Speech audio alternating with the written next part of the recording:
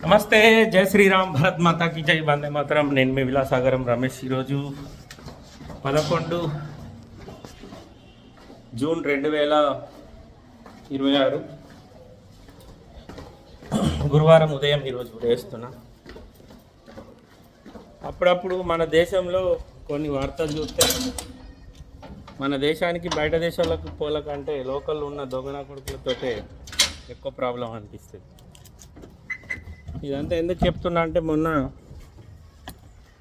ఇజ్రాయెల్ను America Iran మీద attack చేసింది. కానీ ఆ అటాక్లో పాపం అమాయక ప్రజలు చాలామంది చనిపోయారు. నాకు కూడా బాధ అనిపించింది. సరే, ఒక దేశం మీద ఇంకో దేశం యుద్ధం జరిగినప్పుడు మీరు కొట్టుకుంటే, హీరోను విలన్ కొట్టుకుంటే కమెడియన్ కథ ముగిసినట్టు, అక్కడ కొట్టుకున్నది ఖమేనీకి సంబంధించిన IRGC సోల్జర్స్ను ఇజ్రాయెల్ సోల్జర్స్ కొట్టుకున్నారు. అందులో అమాయక ప్రజలు చాలామంది చనిపోయారు. అది కొంచెం బాధాకరమైన విషయమే. కానీ మన దేశంలో చాలామంది, ఈ దేశంలో అన్ని సస్త దొరుకుతాయి, అన్నీ తినుకుంటా పందులు బలిసినట్టు బలిసి ప్లకార్డులు పట్టుకొని అక్కడ పలానా లీడర్ చనిపోయిందని పాపం గుండెలన్నీ బాదుకుంటూ ఏడ్చారు.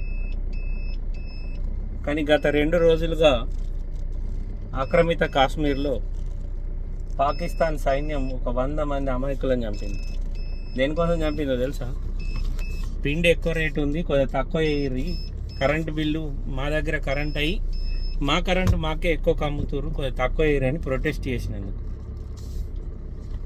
దీని మీద ఇప్పటి వరకు మన దేశంలో ఉన్న ఏ ఒక్క మీడియా ఛానల్లో ఎవడు కూడా పాకిస్తాన్ ప్రేమించేటప్పుడు డిబేట్ పెట్టలే. కానీ అక్కడెక్కడనో సప్త సముద్రాలు అవతల ఇజ్రాయెల్ దాడి చేసింది, అమెరికా దాడి చేస్తే ఖమేనీ చచ్చిపోయిండు అని గుండెలన్నీ బాదుకుంటూ ఏడ్చారు. మన దేశంలో 2010 నుంచి ఆ ముందు కాలం, 2000 నుంచి 2014 లోపు కాలంలో సైనికుల తలలు తీసుకపోతే ఒక్కడు కూడా బాధపడలేదు. కానీ హిడ్మా అని ఒక తీవ్రవాదిని ఆంధ్రప్రదేశ్లో ఎన్కౌంటర్ చేస్తే ఇండియా గేట్ దగ్గర పోయి ప్లకార్డులు పట్టుకొని ధర్నాలు చేసారు మన భారత ప్రేమికులు. ఇటువంటి వాళ్ళు మన దేశంలో ఉన్నారు. నిజంగా మన దేశానికి ఇట్లా ఏదైనా మిస్టేక్ల చుట్టూ యుద్ధం గిట్ట జరిగితే బయట నుంచి బాంబు పడే టైం దానికి వీళ్ళు లోపలనే బాంబులు తయారు చేసి ఎక్కడెక్కడ మన సైనికులు పోతారో అక్కడక్కడ బాంబులు పెడతారు. అంత దొంగన కొడుకులు ఉన్నారు. అంటే వీళ్ళు ఏంటంటే తినేది మొగని తిండి, పాడేది మిండియన్ పాట అన్నట్టు. అవకాశం చెత్తన కొడుకులు ఉన్నారు ఈ దేశంలో. వీళ్ళను మనం ఇంకా నమ్మి ఇంకా నమ్ముతున్నాం. మన దేశంలో ఉన్నాడు మంచోడని.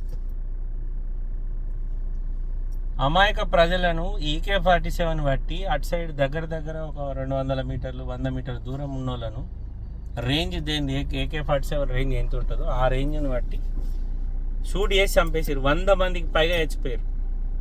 జస్ట్ జమ్మూ కాశ్మీర్లో, ఆక్రమిత కాశ్మీర్లో, జమ్మూ కాశ్మీర్లో నివసించే ప్రజలకు కూడా చుట్టాలు ఉంటారు. వాళ్ళకి ఇలా పెళ్లి సంబంధాలు జరుగుతాయి.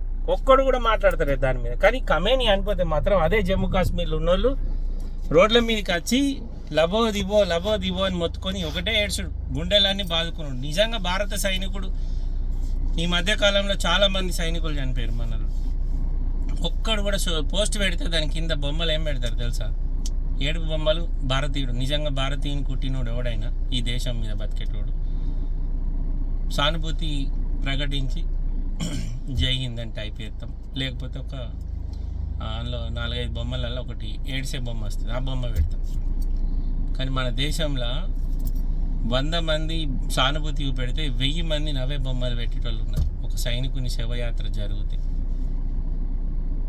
ఆ మధ్యలో అనంతపూర్ జిల్లాలో ఒక సోల్జర్ చనిపోతే దానికి మన ఆంధ్రప్రదేశ్, తెలంగాణ నుంచి కూడా ఎంతోమంది నవ్వే బొమ్మలు పెట్టిన దొంగన కొడుకులు ఉన్నారు. ఇక్కడ ఇటువంటి వార్తలు చూసినప్పుడు నిజంగా దేశభక్తి ఉన్న కోనికైనా నాలంటూ కొంచెం కోపం వస్తుంది, బాధ అనిపిస్తుంది. ఇండియా గేట్ దగ్గర హిడ్మా ఎన్కౌంటర్లో చనిపోతే దగ్గర 100 మంది పోయి ఆడ ప్లకార్డులు పట్టుకొని నిలబడ్డారు. ఎంత దారుణం ఇది. వాడు ఎంతమందిని చంపిండు తెలుసా మీకు? ఆ ప్లకార్డులు పట్టుకున్న ఓనికన్నా తెలుసా? వాడు ప్లాన్ ఎత్తే ఫెయిల్ కావాలి ఇప్పటి వరకు. అంతమంది అమాయక ప్రజలను చంపిండు, ప్రజాప్రతినిధులను చంపిండు. కొద్దిగంత ఒక రోడ్డు మీద పోయే పోలీస్ ఆఫీసరు ఒక వాహనం వెహికల్ చెకింగ్లో ఒకరిని జబ్బ మీద చేసేసి ఒక 10 నిమిషాలు అంతటి సంభాషణ చేసినందుకు వాని 2 చేతులు 2 కాళ్ళు నరికేసిండు. తెలుసా మీకు అవన్నీ? అప్పటికి అది అయిపోయిన తర్వాత కూడా మళ్ళా వాని బతుకు ఇక ఎట్లా ఇంట్లో పడిపోయి ఉన్నాడు బతుకు. కానీ వాడిని పరామర్శించడానికి పోయినప్పుడు మళ్ళీ ఎవరైనా లీడర్ పోతారు, ఎమ్మడే ఎట్లా ఆఫీసర్ సెక్యూరిటీ పోతారు. అసలు ఏం జరిగిందని ఎంక్వైరీ చేస్తే మళ్ళీ 4 రోజులకు 5 రోజులకు ఆయన అయితే నిజంగానే పానం కూడా తీసిపారేస్తారు. అవంతా దుర్మార్గుడు. మీరు పీపుల్స్ వారు కానీ, మావోయిస్టులు కానీ, జనశక్తులు కానీ వీళ్ళు ప్రజాసేవ చేసింది ప్రజలకు ఏమైనా ఉపయోగపడేటట్టు ఒక్క పనని వేసారు చెప్పు. ఆ జమానా నుంచి ఈ జమానా వరకు చెప్పు. ఎవరన్నా వాళ్ళు ఏబట్టి ఒక ఊరుకు రోడ్ వచ్చింది, ఒక ఊరుకు స్కూల్ వచ్చింది, ఒక ఊరుకు హాస్పిటల్ వచ్చింది, పిల్లవాళ్ళకు మంచి ఎడ్యుకేషన్ వచ్చింది. ఆ మావోయిస్టులు ఏబట్టి 10 మంది మంచిగా చదువుకొని నౌకర్లు వచ్చినాయి. ఒక్క మావోయిస్టు చరిత్ర తీసి చూపెట్టుర్రు ఎక్కడన్నా ఆల్ ఓవర్ ఇండియాలో. వాళ్ళ సిద్ధాంతాలు ఏంటి సార్? ఉన్నోని చంపాలి, లేనోని కెట్టాలి. లేనోని ఎంతమందికి పెట్టిర్రు వీళ్ళు? ప్రభుత్వ ఆస్తులు దాని ఒకళ్ళకి ప్రభుత్వం ఒకళ్ళది మనదే కదా, ఆస్తులు వాళ్ళకి మనదే కదా. ఆ వసంతోడు చచ్చిపోతే మనం ఢిల్లీలో ఉన్న ఇండియా గేట్ దగ్గర పోయి ప్లకార్డులు పట్టుకొని నిలబడతాం. గాజాలు ఎవడన్నా చచ్చిపోతే ఇక్కడ బాధపడతాం. మన ఇండియాలో ఒక సోల్జర్కి చిన్న కుటుంబం బర్బాత్ అయింది. ఒక కుటుంబానికి ఒకడే కొడుకు పాపం జమ్మూ కాశ్మీర్లో డ్యూటీలో చచ్చిపోయింది అని ఒక పోస్ట్ పెడితే దాని కింద నవ్వే బొమ్మలు పెడతాం. మనం ఏం చేస్తాం? గాజాలకు సంబంధించిన యుద్ధం, ఇజ్రాయెల్, గాజా, అమెరికా, ఇరాన్ ఇట్లాంటి యుద్ధాలల్లో అమాయకులు చనిపోతారని బ్యాగులు వేసుకొని ఇక్కడ తిరుగుతాం. జమ్మూ కాశ్మీర్లో పిండి కోసం, కేవలం పిండి కరెంటు కోసం ప్రొటెస్ట్ చేస్తే 100 మంది పైన చంపేసారు. 100కు పైన మందిని. ఇక్కడ మన దేశంలో ఉన్న ఈ బిత్తిరి పాడుకోవాలకి ఇవేం కనబడాయి. పక్క దేశాన్ని ప్రేమిస్తున్నట్టు ఒకటి ఇప్పుడు డిబేట్ పెడతలేడు, సోషల్ మీడియాలో కత్తలేడు, ఇట్లాంటి వాటి మీద వీడియోలు చేస్తలేరు. వాళ్ళకి ఏంటి అంటే మన దేశంలో ఏం జరిగినా ఇది పబ్లిక్ పెద్దగా దీన్ని సీరియస్గా తీసుకోదు. కానీ పక్క దేశం మీద మనం ప్రొటెస్ట్ ఏమైనా జరిగి దానిలో అక్కడ ఏమన్నా వేరే దేశం దాని మీద అటాక్ చేసినా మనం దాని మీద తక్కన మాట్లాడాలి. ఆ మధ్యకాలంలో ఆంధ్రప్రదేశ్లో ఒక పాస్టర్ బాగా దాగి చచ్చిపోతే దాని మీద మన తెలంగాణ ఆంధ్రప్రదేశ్లో ఒకడు ప్రార్థనలని తిరుగుతూ ఉంటాడు, నీతి వాక్యాలు చెప్తాడు. వాడు ఇంకోటి ఇద్దరు ఏమో అరే మన ఇద్దరం అన్నదమ్ముల లెక్క, మనం ఒకటి ఇప్పుడు మనం హిందువులతో కొట్లాడాలనే స్టేట్మెంట్ ఇచ్చింది. మరి ఇజ్రాయెల్ ఏంటిది, ఇరాన్ ఏంటిది, అవి 2 ఏం దేశాలు? ఒకళ్ళు యోహీలు, ఇంకొకళ్ళు ముస్లిమ్స్. మరి అలాలు కొట్టుకుంటారు. ఇప్పుడు మీరేం మాట్లాడతారు? మరి దానికి భారతదేశంలో ఉన్న హిందువులకు ఏం సంబంధం? ఇప్పుడు దాని మీద మాట్లాడతారా మీ మొఖాలకు?